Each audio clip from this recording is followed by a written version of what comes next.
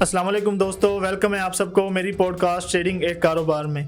मैं हूं आपका होस्ट अब्दुल हफीज़। आज का हमारा इम्पोर्टेंट टॉपिक है एनएफपी के हवाले से, क्योंकि जब भी फंडामेंटल का जिक्र होता है तो साथ में एनएफपी का जिक्र ज़रूर किया जाता है कि इसकी रिपोर्ट क्यों इंपॉर्टेंट है, ये क्या नाम है, इसको कैसे ट्रेड किया जाए, सब कुछ ठीक है। तो मेरे साथ हैं सर शुजात हुसैन बुखारी साहब, जिनसे हम डिटेल से एनएफपी के बारे में जानने की कोशिश करते हैं। अस्सलाम वालेकुम सर। वालेकुम सलाम, कैसे हैं? जी अल्लाह का शुक्र, आप सुनाएं सर। ठीक है, अल्हम्दुलिल्लाह मैं भी ठीक। सर एनएफपी के हवाले से बताएं, क्योंकि जब फंडामेंटल का हम जिक्र करते हैं तो एनएफपी का जिक्र तो है वो लाजमी है। ठीक है, तो एनएफपी का मतलब क्या है और ये रिपोर्ट क्यों इंपॉर्टेंट है? देखें, फंडामेंटल एनालिसिस में चंद न्यूज़ हैं जो कि कैलेंडर न्यूज़ हैं जो बहुत इंपॉर्टेंट है। उनमें से एक नॉन फॉर्म पेरोल भी है, एनएफपी, जिसको जो स्टैंड्स फॉर बनती है नॉन फॉर्म पेरोल। इंपॉर्टेंट क्यों है? एनएफपी के अंदर 3 डाटाज होते हैं। एम्प्लॉयमेंट डाटा, कि आपके मुल्क में एम्प्लॉयमेंट के अंदर प्राइवेट सेक्टर में कितना इजाफा हुआ है, प्राइवेट और गवर्नमेंट सेक्टर को मिला के कितना इजाफा हुआ है। फिर एक होती है एवरेज हॉर्ली अर्निंग्स, के एवरेज जो माहाना आमदन है लोगों की, उसके अंदर कितना इजाफा या कमी हुई है। तीसरा डाटा इसके अंदर होता है अनएम्प्लॉयमेंट रेट, के माहाना मुल्क के अंदर बेरोजगारी कितनी बढ़ी। तो डेफिनेटली ये 3 जो डाटा होते हैं वो एनएफपी यानी नॉन फॉर्म पेरोल के अंदर होते हैं। सर एनएफपी में देखें एवरेज आवरली अर्निंग और अनएम्प्लॉयमेंट का डाटा भी होता है। ठीक है, तो इसका मार्केट पे क्या इम्पैक्ट होता है? मतलब कि अलग अलग डाटाज आ जाएं या सेम डाटाज आ जाएं, तो इसके बारे में बताएं। यार हफीज भाई, अनएम्प्लॉयमेंट का डाटा और एम्प्लॉयमेंट का डाटा सेम तो नहीं हो सकता। जी जी बिल्कुल। अनएम्प्लॉयमेंट का पूछ रहे हैं ना? जी जी।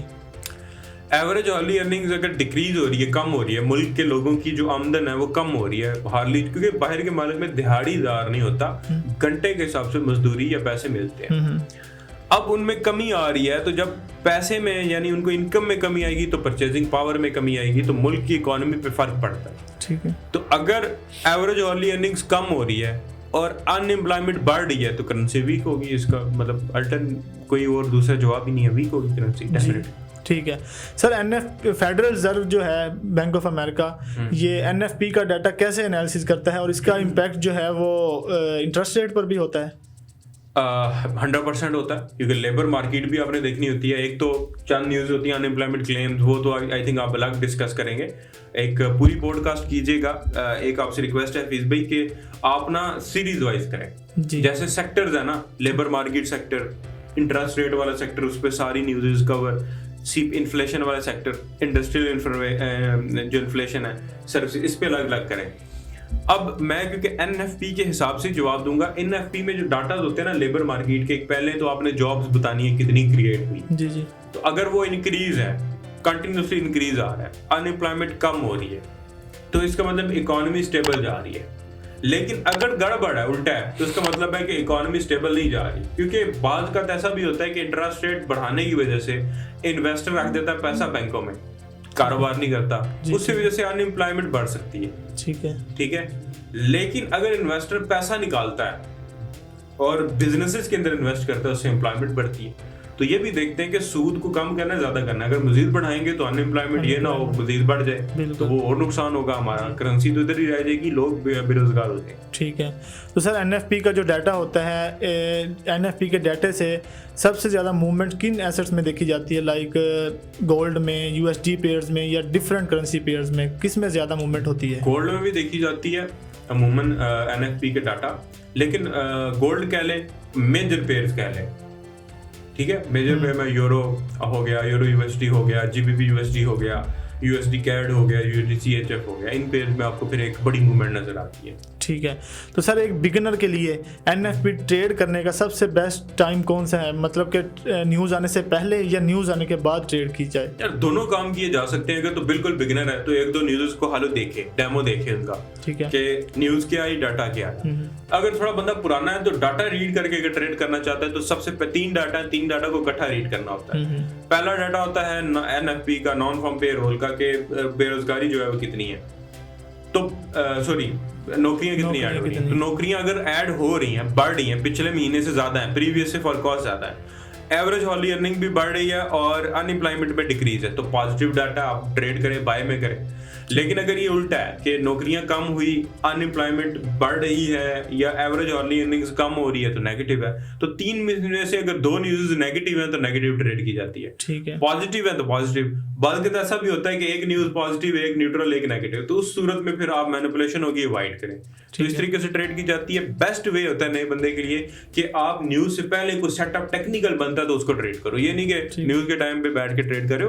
अगर 12 बजे दिन के 2, क्योंकि न्यूज़ आती है 5:30 और सर्दियों में आई थिंक 6:30 होती है। जी। तो 5:30 6:30 न्यूज आएगी, लेकिन उससे पहले मार्केट अगर डाटा ने बहुत ज्यादा, देखें न्यूज का इम्पैक्ट तब होता है जब जो डाटा दिया गया है उससे भी ज्यादा आए या उससे भी कम आए, तब इम्पैक्ट होता है। जी। जो डाटा दिया एग्जैक्ट आए तब भी मार्केट नहीं हिलती, क्योंकि उसका इम्पैक्ट ऑलरेडी हो चुका होता है। ठीक है। कब होता है? सुबह से लेके शाम तक हो चुका होता है। ठीक है। तो अगर आपको दिन को कोई सेटअप मिलता है और आपको शाम को न्यूज है और वो पॉजिटिव न्यूज है और आप भी पॉजिटिव ट्रेड ले रहे हो, जैसे डॉलर के हक में है और आप भी डॉलर की बाय ले रहे हो, तो ले लो। ये बेस्ट वे है ट्रेड है। अब देखें सर, जैसा कि हम जब न्यूज ट्रेड करते हैं तो हमें टेक्निकल को भी साथ देखना होता है। अगर दोनों सेटअप जो है हमें एक तरफ बता रहे हैं, लाइक जैसे कि टेक्निकल भी हमें बाय बता रहा है, न्यूज का डाटा भी हमें बाय बता रहा है, तो हमें क्या न्यूज आने से पहले ट्रेड ले लेनी चाहिए? हाँ बिल्कुल ले लेनी चाहिए।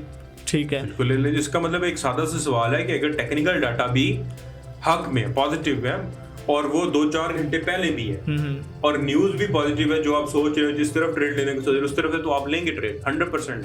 तो सर देखें, बहुत से स्टूडेंट्स का ये भी क्वेश्चन आता है कि जैसा कि एनएफपी न्यूज़ जो है ना वो के मंथ के स्टार्ट फर्स्ट फ्राइडे को आती है, ठीक है, पहले जुम्मे को आती है, तो इसका इम्पैक्ट जो है उसी सेशन में होता है या नेक्स्ट एनएफपी तक होता है?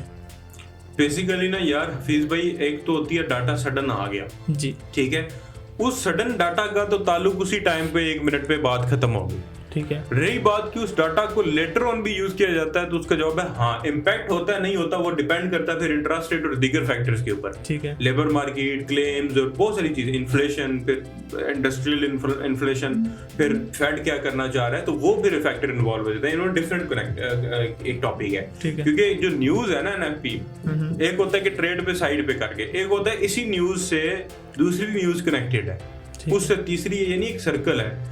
फॉरेक्स फैक्ट्री पे जितनी भी न्यूज़ हैं, कोई भी न्यूज़ दूसरी न्यूज़ से जुदा नहीं है, सब कनेक्टेड है। कैसे? एक लंबा डिबेट है जो हम फंडामेंटल कोर्स लॉन्च करेंगे, यही पढ़ाएंगे। ये नहीं पढ़ाएंगे सीपीआई का डाटा क्या होता है, कैसे ट्रेड करते हैं, ये तो बेसिक है, बच्चे को पता है। कनेक्टेड कैसे है, इकोनॉमी कैसे काम करती है, इकोनॉमिक्स कैसे काम करती है, मैक्रो माइक्रो, वो पढ़ाना है। तो आई थिंक कनेक्टेड है, दोनों जवाब है इसके। तो दोस्तों, ये थी आज की पॉडकास्ट एनएफपी के हवाले से। जैसा कि आप जानते हैं, इस प्लेटफॉर्म पे आपको टेक्निकल, फंडामेंटल, जितने भी वार्स वगैरह होते हैं ग्लोबली आपको अपडेट की जाती हैं, ठीक है। ये थी एनएफपी के हवाले से। तो अगर आपको ये पॉडकास्ट पसंद आई हो तो आप कमेंट में ज़रूर बताइएगा कि नेक्स्ट आपको जो है किस न्यूज़ के बारे में डिटेल से बताया जाए। जितने ज़्यादा कमेंट्स जिस न्यूज़ पर होंगे उसी के बारे में आपको डिटेल्स बताई जाएंगी। तो नेक्स्ट पॉडकास्ट तक के लिए इजाज़त चाहूँगा। अल्लाह हाफिज़।